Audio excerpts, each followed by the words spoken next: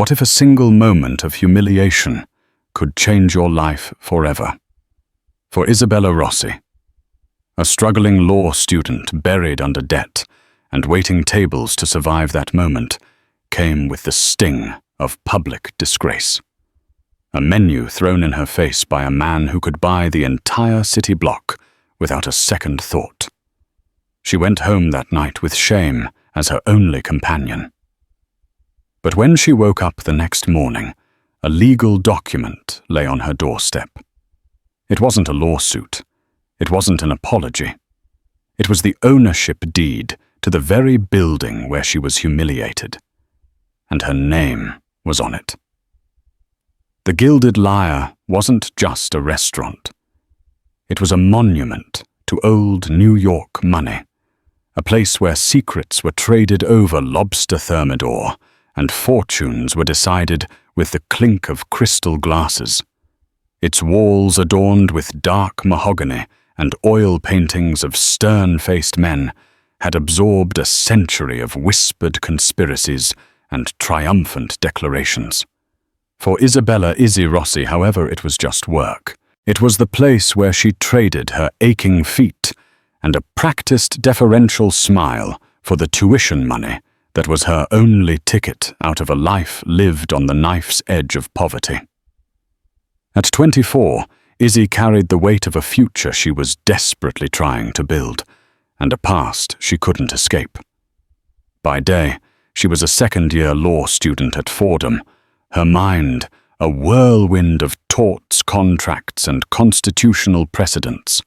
Her textbooks were second-hand, their margins filled with her frantic notes and the occasional coffee stain. By night, she donned the crisp black uniform of the Gilded Lyre, transforming into a silent, efficient ghost who anticipated needs before they were spoken. Her life was a meticulously balanced equation of survival.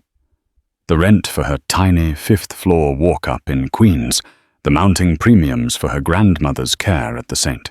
Jude's assisted living facility, the ever-increasing cost of tuition. It all depended on the generosity of strangers and her ability to remain invisible. Her Nonna Maria was the anchor of her world. It was Maria's gnarled hands that had raised her after her parents' death. Her stories of the old country that had filled Izzy's childhood with warmth.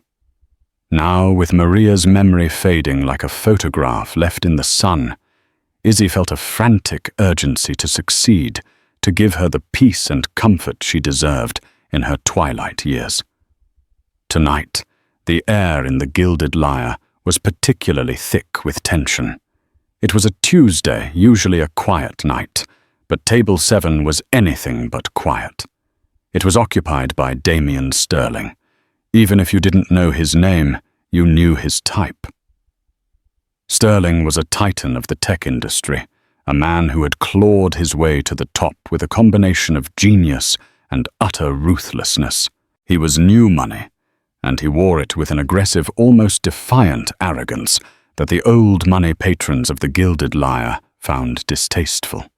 He was handsome in a severe, predatory way, with sharp cheekbones, piercing grey eyes, and dark hair slicked back with expensive product.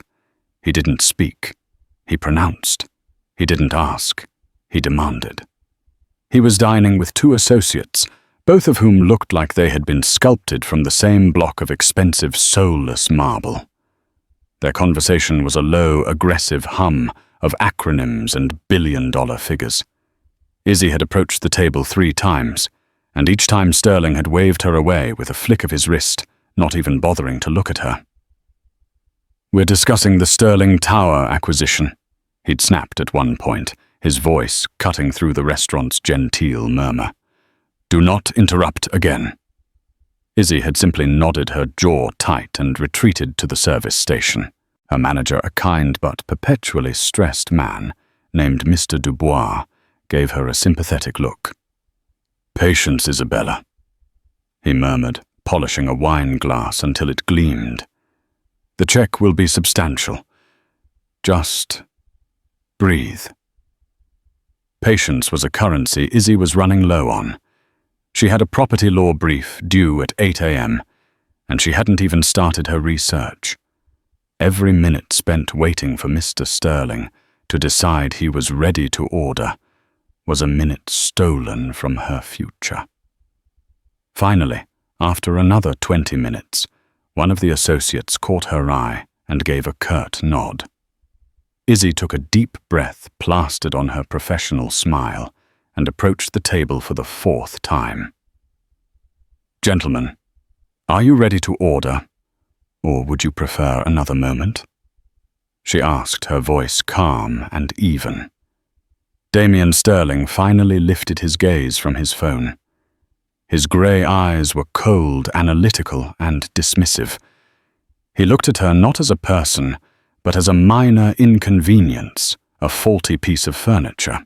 "We've been ready for an hour," he said, his tone dripping with condescension.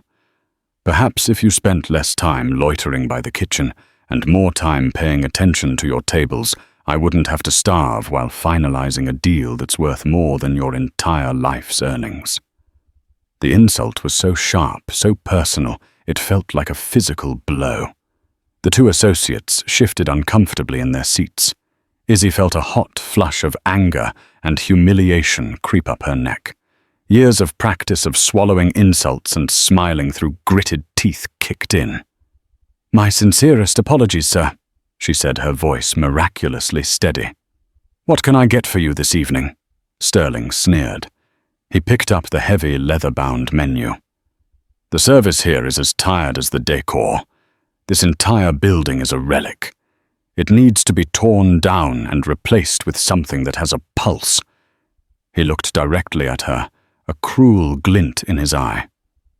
"I'll have the steak, rare, and if it's even a shade overcooked, I'll be sending it back to whatever culinary school dropout you have in the kitchen." He didn't hand her the menu. He held it for a beat, his knuckles white, and then with a flick of his wrist, he threw it. It wasn't a violent throw, but it was deliberately aimed. The corner of the heavy menu struck Izzy squarely in the chest, forcing a surprised gasp of air from her lungs.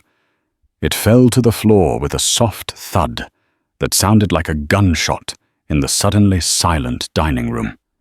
Every eye was on them. The quiet chatter ceased. The clinking of cutlery stopped. For a few seconds, the only sound was the faint classical music piping through the speakers. Izzy stood frozen, the spot on her chest throbbing. It wasn't the pain that shocked her. It was the sheer brazen disrespect. The absolute certainty of the man that he could do such a thing without consequence. She looked down at the menu lying on the Persian rug, then back up at his cold, unrepentant face. He was watching her, a faint, challenging smirk on his lips. He was waiting for her to cry, to yell, to break. He was waiting for a show. Something inside Izzy. A part of her that was tired of being small, tired of being invisible, tired of apologizing for her own existence, hardened into steel. She held his gaze. She didn't stoop to pick up the menu. Instead, she gave him a slow, deliberate nod. "Of course, sir," she said, her voice dangerously quiet. "One rare steak." She turned and walked away, her back ramrod straight, each step measured and controlled. She could feel every eye in the room on her, a mixture of pity shock and morbid curiosity. She didn't falter. She walked directly to Mr. Dubois, who was standing by the hostess stand, his face pale.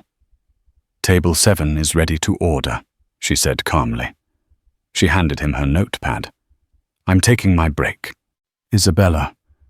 He started, his voice full of concern. "I'm fine," she lied, her voice tight.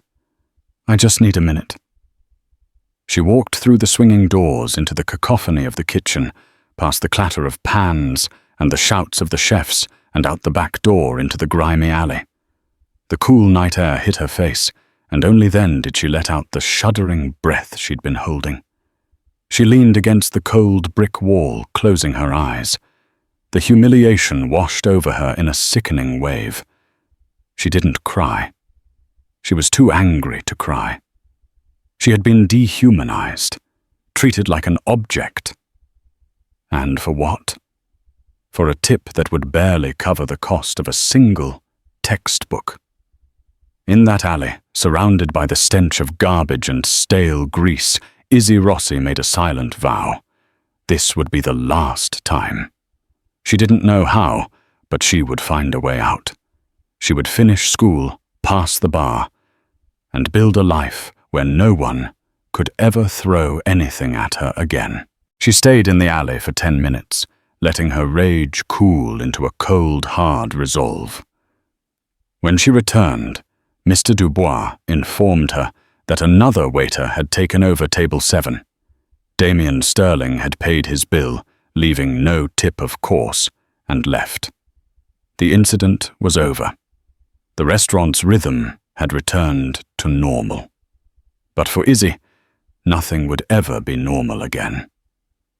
That night she went home, ignored the pile of case law on her desk, and fell into a restless, dream-filled sleep. The next morning, Izzy woke up feeling like she had run a marathon.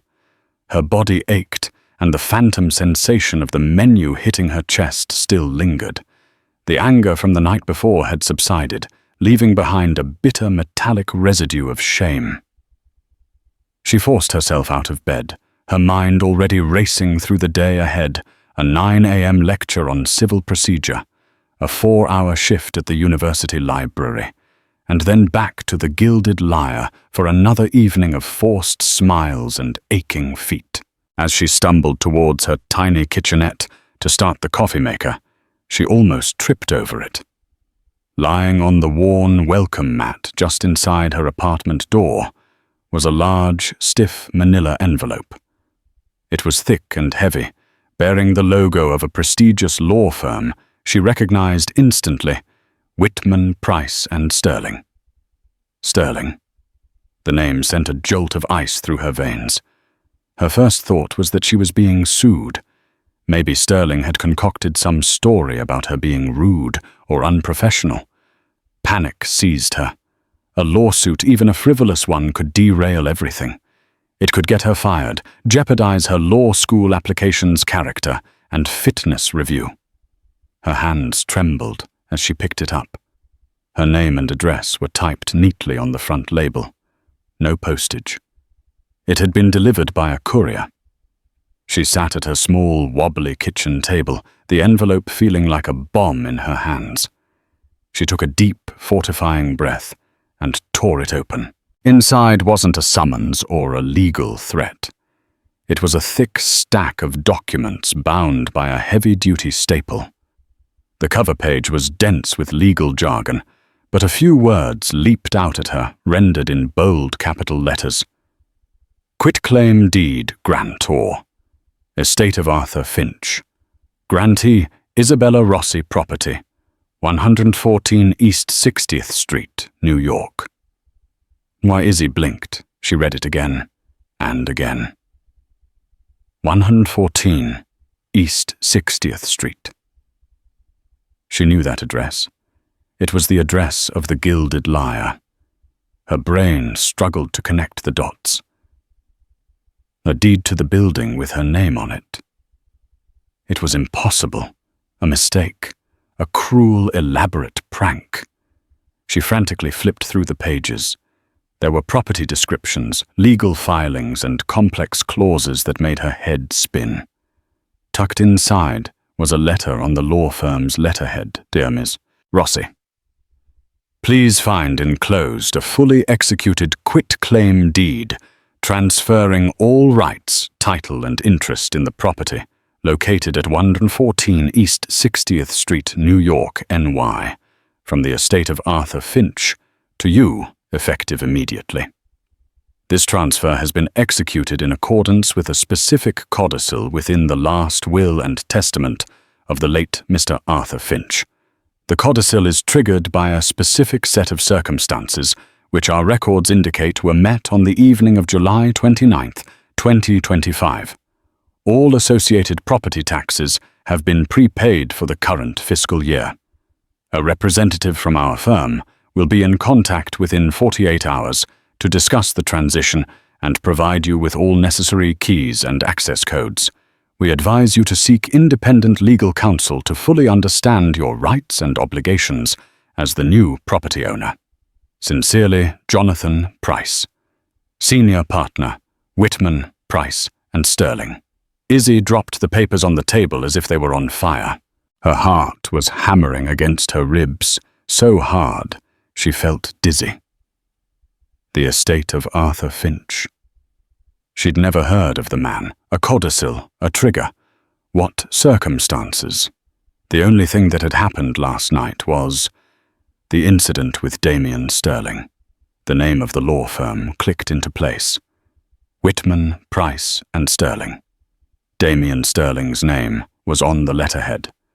Was this his idea of an apology? A sick joke to give her a fake deed to a building worth, what, $50, maybe $100 million? It was insane. It had to be a forgery. But it looked so real. The paper was heavy embossed. The signatures looked legitimate. Her law student brain, foggy with shock, began to kick in. A quitclaim deed transfers interest in a property, whatever that interest may be. It makes no guarantees or warranties about the title. But if the grantor, the estate of Arthur Finch, held a clear title then, she needed help. She couldn't call her grandmother. It would only confuse and upset her.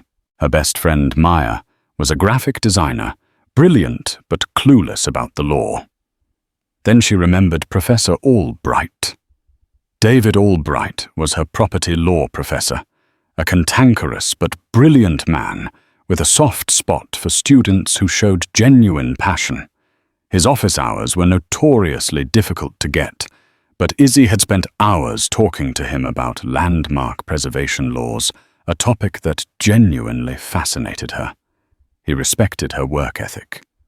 Clutching the documents, Izzy practically ran to the subway. She skipped her civil procedure lecture, her mind consumed by the impossible reality sitting in her bag. She found Professor Albright in his cluttered, book-lined office, a half-eaten bagel on his desk. "Ms. Rossi," he said, looking up over his spectacles. "You're not in my 9 a.m. class. Don't tell me you're here to contest your grade on the midterm already." "No, Professor," she said, her voice breathless. "I have a hypothetical question, but it's based on this." She laid the documents on his desk. He picked them up with a sigh, clearly expecting a routine question about easements or zoning. He read the cover page. His eyebrows shot up. He read the letter from the law firm. His jaw went slack. He spent the next 15 minutes silently reading his expression, shifting from skepticism to intrigue, and finally to utter astonishment. He took off his glasses and rubbed his eyes. "Isabella," he said, using her first name for the first time. "Where did you get this?" Her voice trembled as she recounted the events of the previous night, the arrogance of Damien Sterling, the throne menu, the public humiliation. She left nothing out. Albright listened intently, his fingers steepled. When she finished, he was silent for a long time. "Arthur Finch," he finally murmured, more to himself than to her. "I remember him. He passed away about 6 months ago. An old-school real estate mogul. Fiercely private. He and Damien Sterling were partners once, years ago. Then they had a legendary falling out. Finch accused Sterling of putting profit above all else, of having no soul. Sterling bought him out of their joint ventures, and they became bitter rivals." He tapped the deed with his finger. "This isn't a prank, is he? Whitman, Price and Sterling is one of the most powerful law firms in the city. They don't make mistakes like this, and they certainly don't engage in pranks. But why?" Izzy whispered. Why me?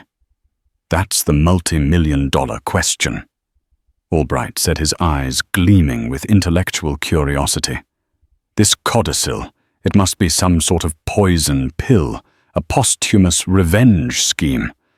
Finch must have known Sterling's temperament. He knew Sterling wanted that building. It was one of the last original properties on that block, a thorn in the side of his grand Sterling Tower redevelopment plan. Finch must have set a trap for him. He leaned forward, his voice low and excited. My guess. The will stated that if Sterling performed an act of public dishonor, or something to that effect, inside that specific building, the ownership would automatically transfer to a party designated by the estate's executor. And you, Ms. Rossi, as the direct victim of that dishonorable act, became the designated party. Finch used Sterling's own arrogance against him. It's diabolically brilliant. The room started to spin. Izzy gripped the edge of the chair. She, Isabella Rossi, a waitress from Queens, now owned $100 million building in Midtown Manhattan. Not because of a lottery ticket, not because of a kind benefactor, but because a billionaire had a temper tantrum and a dead man had planned the perfect revenge. What do I do? She asked, her voice barely a whisper. Professor Albright smiled a genuine wolfish grin. First, you're going to let me make a few calls to verify this is ironclad. I have a friend at the city's property registry. Second, you are no longer asking me for advice as your professor. As of this moment, I am offering my services as your legal counsel pro bono. Because this Ms. Rossi is going to be the most fascinating case of my entire career. He stood up and extended his hand. Congratulations, my dear. You are no longer just a law student. You're a landlord, and you're about to go to war with Damian Sterling. The next 48 hours were a surreal blur. Professor Albright's friend at the city registry confirmed it. The quitclaim deed was filed, processed, and legitimate. Isabella Rossi was the legal owner of 114 East 60th Street. The news didn't feel real. She walked through her day in a daze, attending classes and working her library shift, while her mind reeled with the implications. She owned the Gilded Lyre. She was Mr. Dubois's boss. She was the landlord to the swanky art gallery on the second floor and the boutique investment firm on the third. She called Mr. Dubois that afternoon. Mr. Dubois, it's Isabella Rossi. Isabella, are you all right? I was worried after Tuesday night. Are you taking the evening off? I am, she said, her voice unsteady. But I need to tell you something, and I need you to please just listen and not hang up. It's going to sound insane. She explained the situation, her words tumbling out in a rush. There was a long silence on the other end of the line. Isabella, he finally said, his voice laced with disbelief. Is this a joke? I wish it were Mr. Dubois. My property law professor has verified everything. The deed is real. Another pause. She could hear the faint clatter of the kitchen in the background. My God, he whispered. The old man actually did it. Finch always said he'd get the last laugh. You knew about this? Izzy asked, stunned. Knew heavens, no. Not the specifics. But Arthur Finch owned this building for 50 years. He loved this place. He used to say it had a soul. He hated Sterling, truly hated him. He said Sterling represented the death of everything he held dear. When Sterling started buying up the block, trying to force him out, Mr. Finch just laughed. He told me once, "Don't worry, Antoine, I've made arrangements. This building will never be his." Suddenly it all felt terrifyingly real. This wasn't just a random act of fate. It was a legacy, a responsibility placed on her shoulders by a dead man she'd never met. The promised call from Whitman, Price and Sterling came late Friday afternoon. It wasn't Jonathan Price. It was a junior associate named Carter Finch. The name was a coincidence too sharp to be accidental. "Ms. Rosie." The voice was smooth, polished, and utterly devoid of warmth. "Carter Finch calling. I'm an associate here, handling certain aspects of my great-uncle's estate." Arthur Finch's great-nephew, working at the firm bearing his enemy's name. The complexity was dizzying. "I have the keys and security codes for your property." Carter continued his tone, suggesting he was discussing the delivery of a pizza. "I can have them couriered to you." "No." Izzy said, a newfound confidence in her voice, courtesy of a long coaching session with Professor Albright. "I'll pick them up myself, this afternoon." Walking into the lobby of Whitman, Price and Sterling was like stepping into another dimension. It was a cathedral of glass and steel, whispering of power and unimaginable wealth. Izzy, in her best pair of jeans and a simple black blazer, felt entirely out of place. Carter Finch was a younger, less formidable version of Damien Sterling, impeccably dressed with an air of entitled boredom. He didn't shake her hand. He slid a heavy envelope across the vast expanse of his mahogany desk. "Everything you need is in there," he said. "The master key's alarm codes, a list of current tenants, and their lease agreements. The building manager, Antoine Dubois, can walk you through the day-to-day." He leaned back, a smug look on his face. "Now let's talk about Mr. Sterling's offer." "Offer?" Izzy asked, feigning ignorance. "Don't be coy, Ms. Rosie. It doesn't suit you," Carter sneered. "My great-uncle's little prank was amusing, but the game is over. Mr. Sterling is prepared to offer you $5 million cash for the building. You sign it back over to him, and you can walk away and pay for 10 law degrees. It's a generous offer. More than generous. It's a lottery ticket." $5 million. The number hung in the air, shimmering. It was enough to change her life. To put Nonna in the best care facility in the country. To graduate debt-free.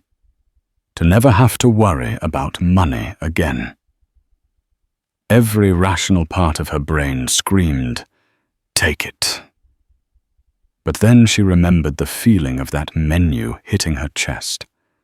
The look of utter contempt on Sterling's face. The quiet dignity of Mr. Dubois. The stories of Arthur Finch, a man who believed a building could have a soul.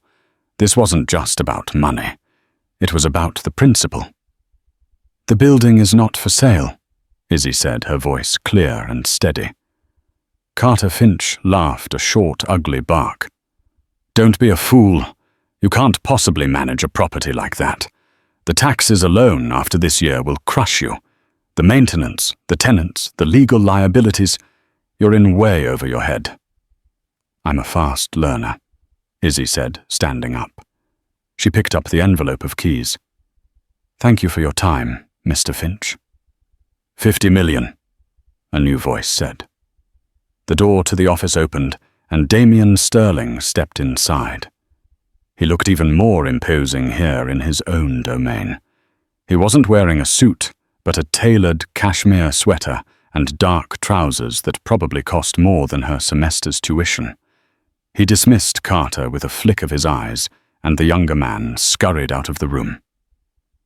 $50 million, Miss Rossi." Sterling said, his voice a low purr. "That's my final offer. A wire transfer to your account within the hour. You'll be one of the wealthiest women your age in this city." He walked towards her, circling her like a shark. Arthur was a sentimental old fool. He thought he could beat me, even from the grave. But everything has a price. Everyone has a price. What's yours? Izzy clutched the envelope of keys to her chest. It felt like a shield. You seem to think that because I was serving you dinner, I must be desperate. That because I don't have what you have, I must want it above all else. She looked him directly in the eye. You humiliated me, Mr. Sterling. You threw a menu at me because you thought I was nothing, a piece of furniture. You didn't see a person, and now you want to buy your way out of the consequences. You want to throw money at the problem until it disappears." Her voice grew stronger with every word. "Well, I am not for sale, and neither is Arthur Finch's building." A flicker of something dark and dangerous crossed Sterling's face. The smooth facade cracked, revealing the raw fury beneath. "You have no idea who you're dealing with," he hissed. "I built an empire by taking what I want. That building is a keystone in my new tower project.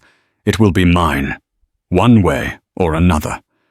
You can either walk out of here with $50 million, or you can walk out of here with a world of trouble you cannot possibly imagine." "I'll take my chances," Izzy said. She turned and walked out of the office, down the long corridor, through the silent, imposing lobby, and out into the bustling New York street. Her heart was pounding a mixture of terror and exhilaration. She had been threatened by one of the most powerful men in the city. She had stared him in the eye and said no. That evening she didn't go to work at the Gilded Lyre. Instead, she let herself into the building with her new keys. She bypassed the restaurant and took the small, creaky elevator to the top floor, which the tenant list had marked as "Owner's Residence, Vacant." It was a penthouse apartment, dusty and draped in white sheets that hadn't been lived in for years, but it had a sprawling terrace that overlooked the city. From here she could see the glittering lights of Manhattan stretching out before her. She could also see just a few blocks away the massive construction site that was destined to become the Sterling Tower, a monument to one man's ego. She looked down at the city below, a sea of infinite stories and struggles. She thought of her nonna, of her mountain of debt, of the life she was trying to build. And she thought of Damien Sterling's threat. This wasn't just her building anymore. It was a battlefield, and the war had just begun. The first salvo from Damien Sterling's side came not as a frontal assault, but as a series of insidious, paper-thin cuts. The day after her confrontation with him, a notice from the Department of Buildings was plastered on the front door of the Gilded Lyre. It cited a litany of obscure code violations, insufficient clearance in the rear fire escape, outdated wiring in the sub-basement, improper ventilation in the kitchen hoods. Each violation came with a hefty fine and a tight deadline for compliance. Mr. Dubois called Izzy in a panic. "Isabella, these are ridiculous. We passed our last fire inspection with flying colors 6 months ago. This is harassment." Izzy knew he was right. This was Sterling pulling strings, using his immense influence to bury her in a mountain of bureaucracy and debt. Professor Albright confirmed her suspicions. "He's trying to bleed you dry, Izzy. He'll hit you with fines, trigger endless inspections, and tie you up in red tape until selling is your only option." The tenants on the second and third floors received similar notices. The art gallery was cited for improper weight distribution of its sculptures, the investment firm for having an unpermitted server room. Suddenly, Izzy wasn't just a landlord. She was a crisis manager. She spent her days on the phone with city officials, contractors, and her increasingly nervous tenants, and her nights poring over building codes and lease agreements. Her law studies suddenly becoming a crash course in survival. Sterling's next attack was more personal. A sleek black town car began parking across the street from her Queens apartment building every morning. It was always there when she left for class, and always there when she returned. No one ever got out, but she felt its presence, a silent, ominous promise of surveillance. Then came the phone calls, anonymous, heavy breathing calls in the middle of the night that left her shaken.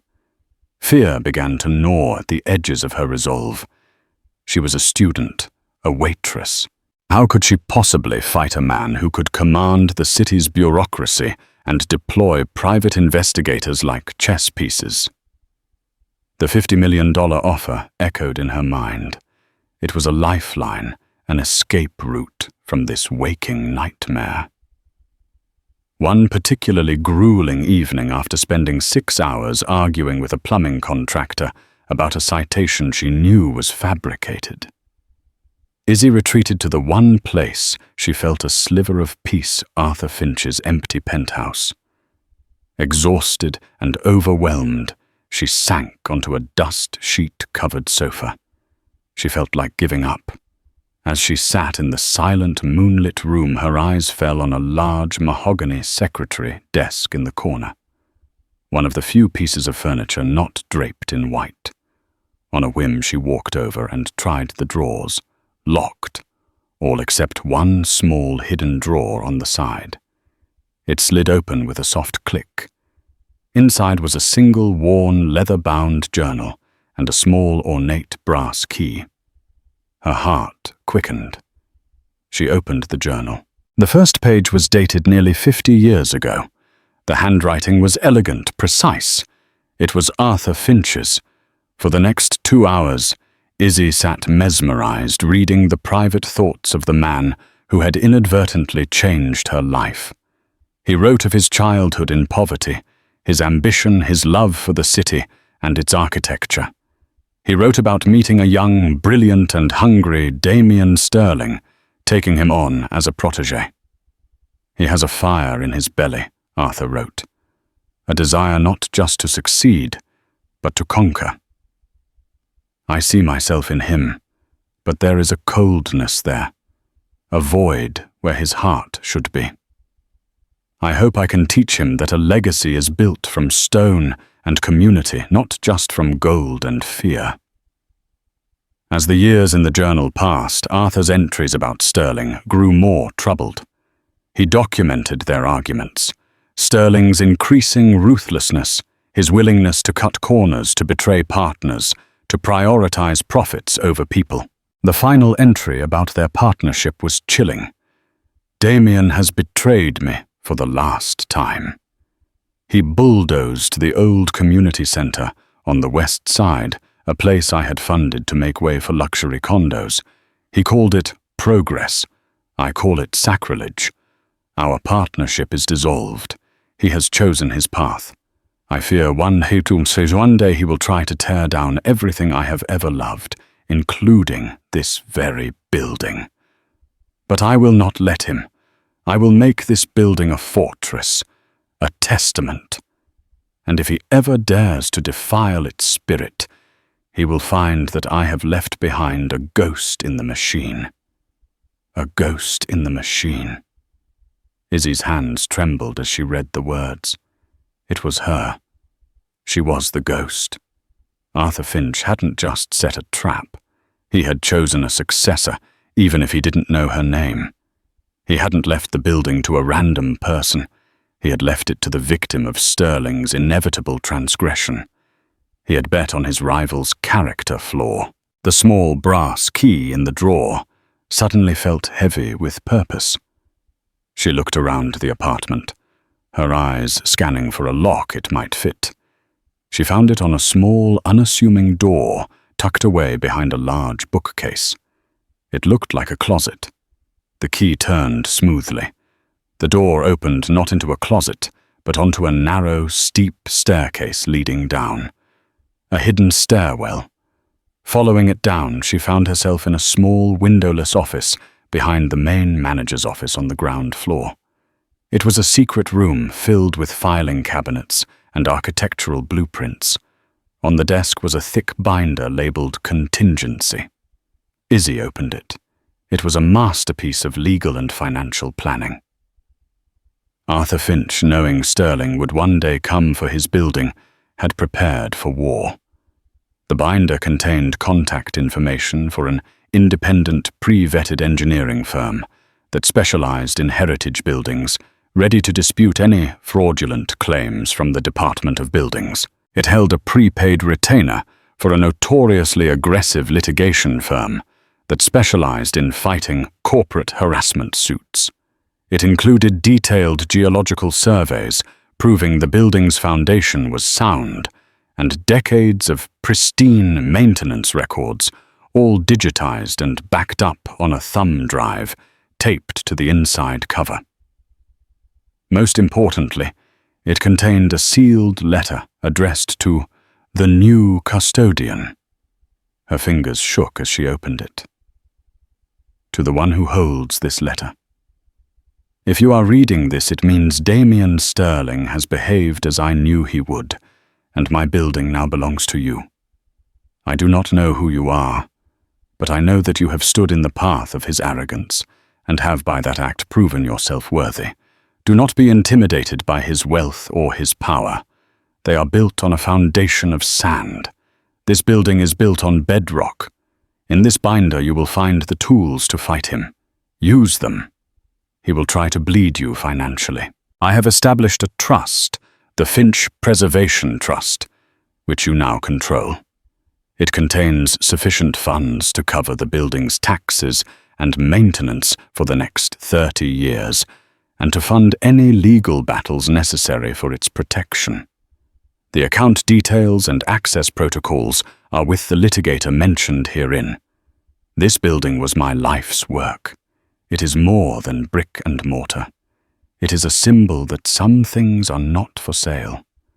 Do with it what you will, but I hope you will honor its spirit. Do not let the wolves of this city devour it. Good luck. Arthur Finch. Izzy sank into the dusty office chair, tears streaming down her face. They weren't tears of fear or sadness.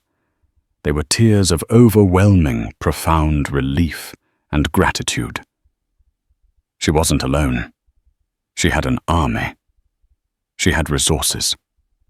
She had a plan bequeathed to her by a ghost who had seen the future and prepared for her arrival. The fear that had been strangling her was replaced by a cold, righteous anger. Damien Sterling thought he was playing a game with a poor, helpless waitress. He had no idea he was stepping into a cage that had been built for him 50 years ago. The next morning, Izzy Rossi made 2 phone calls. The first was to the engineering firm. The second was to the litigation firm. The war was not over. But now she was ready to fight back. With the discovery of Arthur Finch's contingency binder, the dynamic of the conflict shifted dramatically. Izzy was no longer a lone defender. She was the general of a well-supplied, posthumously assembled army. When the city inspectors arrived the following week, ready to levy more fines, they were met not by a flustered young woman, but by Mr. Henderson, a stoic, white-haired structural engineer from Bedrock Engineering, the firm Finch had designated. Henderson, armed with Finch's immaculate records and modern diagnostic tools, calmly and systematically dismantled every one of the city's claims. The outdated wiring was proven to be high-grade shielded cabling, far exceeding code. The insufficient fire escape clearance was disproven with a laser measure. The kitchen ventilation was shown to be a custom-built, state-of-the-art system Finch had installed just 2 years prior. The inspectors, accustomed to bullying small business owners, retreated in confusion.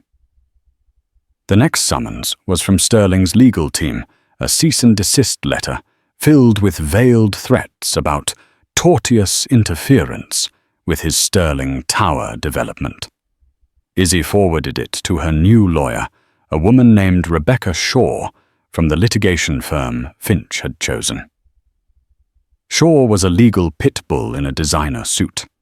She responded with a countersuit so aggressive and so brilliantly argued that it sent a shockwave through Sterling's legal department. The suit alleged corporate harassment, abuse of process, and intentional infliction of emotional distress, citing the surveillance, the anonymous calls, and the fraudulent city complaints. It demanded punitive damages, and most terrifyingly for Sterling, it opened the door to legal discovery. Shaw could now subpoena his emails, his phone records, anything related to his campaign against Izzy. Damien Sterling was enraged. He was a predator, and his prey was fighting back with teeth he didn't know it had. He couldn't understand where she was getting the resources, the expertise.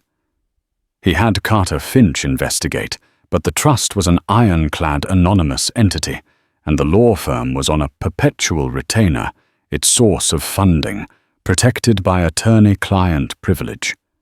It was as if she were being funded by a ghost. The battle for 114 East 60th Street became a quiet, brutal siege. Sterling used his influence to delay deliveries to the Gilded Lyre, to create parking emergencies on the street that blocked the entrance, to whisper rumors to the press about the building's instability. But for every move he made, Izzy, guided by Finch's playbook, and Rebecca Shaw's cunning, had a countermove. They documented everything, adding each new transgression to their growing harassment lawsuit. Amidst the chaos of the legal war, Izzy found herself falling in love with the building. She explored every corner of it, from the wine cellar deep underground to the dusty attic. She read through Finch's old ledgers and plans. She discovered he had secretly subsidized the rent for the art gallery for years, because he believed art feeds the soul of a city. She learned he had personally designed the small, beautiful garden on the roof, a hidden oasis of green amidst the concrete jungle. She was no longer just fighting for a piece of property. She was fighting for a man's legacy. This building wasn't a relic, as Sterling had called it. It was a symphony of thoughtful details, a testament to a different way of doing business, a way that valued community and beauty as much as profit. The turning point came not from a legal maneuver, but from an idea. While studying for her exams in Finch's secret office, Izzy found a set of old architectural plans labeled the Finch Concerto. It was a detailed, visionary plan Arthur Finch had drawn up years ago to renovate the building. It wasn't about tearing it down, it was about elevating it. The plan involved restoring the facade to its original 1920s glory, converting the underused upper floors into subsidized housing for artists and students, and using the rooftop garden as a community space. It was a plan that was the philosophical opposite of Sterling's monolithic tower. It was a plan that served the community, not just one man's ego. An idea sparked in Izzy's mind, a plan so audacious it terrified and thrilled her at the same time. She wasn't just going to defend the building, she was going to bring Arthur Finch's vision to life. She called a meeting with the building's tenants, Mr. Dubois, the gallery owner, and the partners at the investment firm. She laid out the harassment they had all been enduring, and then, using Finch's blueprints, she presented her vision, the Finch Concerto project. She explained how the Finch Preservation Trust could fund the renovations, how the project would not only protect them from Sterling, but would enrich the entire neighborhood. To her astonishment, they embraced it. Mr. Dubois's eyes shone with tears as he looked at the plans. "This is what Arthur always wanted," he whispered. The gallery owner was thrilled at the prospect of more artists in the building. Even the buttoned-down investment partners, seeing the meticulous financial projections Finch had prepared, agreed it was a solid and, more importantly, a stable plan for their future. The announcement of the Finch Concerto project made the papers. It was a brilliant piece of public relations. The story wasn't about a corporate squabble anymore. It was about a young law student and a coalition of small businesses standing up to a predatory billionaire to save a historic building and create community-focused housing. Public sentiment, already wary of Sterling's aggressive expansion, swung decisively to Izzy's side. Architectural preservation societies and community boards voiced their support. Izzy Rossi, the waitress, had become a local hero. For Damien Sterling, it was the ultimate humiliation. She wasn't just refusing to sell. She was transforming the building into a public monument of his defeat. His name was being dragged through the mud. His Sterling Tower project, which depended on acquiring her block, was stalled indefinitely. Every time he looked out his window, he would see not just the building he couldn't have, but a symbol of his own failure, a testament to the legacy of the man he had betrayed. He knew he had lost the public war.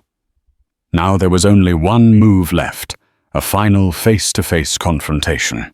He needed to see her to understand the woman who had so thoroughly outmaneuvered him. He sent a simple one-line message to Rebecca Shaw. "I want to meet with your client, in the restaurant, tonight." The Gilded Lyre was closed for the evening. The tables were unadorned, the lights were dimmed, and the usual hum of dinner service was replaced by a heavy silence. Izzy stood near the service station, the same spot where she had retreated after being humiliated by him what felt like a lifetime ago. Tonight, she wasn't wearing a waitress's uniform. She wore a simple dark dress, her posture poised and confident. She was the owner of the room, and she felt it. Damien Sterling entered alone. He looked different than he had in his office. The arrogance was still there, but it was brittle, edged with weariness. The siege had taken its toll on him, too. He walked to the center of the dining room, his expensive shoes making soft, lonely sounds on the hardwood floor. "You've been busy, Ms. Rossi," he said, his voice flat. He gestured around the empty room.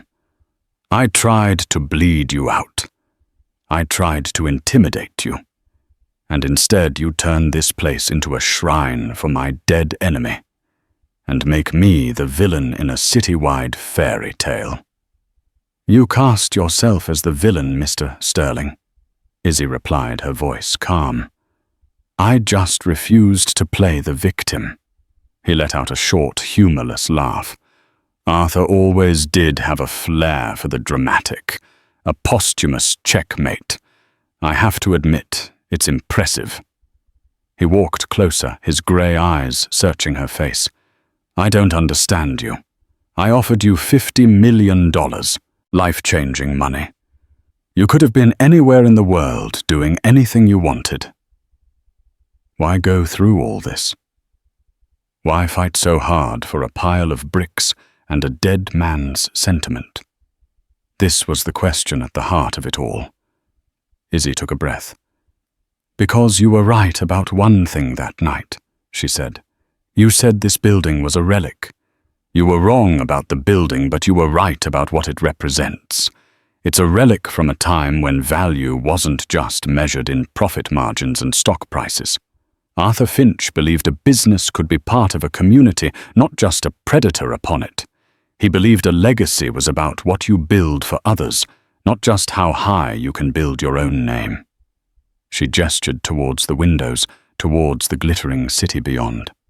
"You see a block to be conquered. He saw a neighborhood to be nurtured. You offered me $50 million to help you erase his legacy. He offered me a chance to continue it. I chose the better offer." Sterling was silent for a long moment, the truth of her words settling over him. He had spent his entire life conquering, acquiring, winning. He had more money than he could ever spend, more power than he knew what to do with. And yet here he stood, defeated by a waitress and a ghost. He had won every battle, but had lost the war for the one thing he could never buy a meaningful legacy. "The Finch Concerto project will go forward," he said finally. It wasn't a question. It was a statement of concession. "My board is pulling funding for the tower's current design. The public backlash is too great.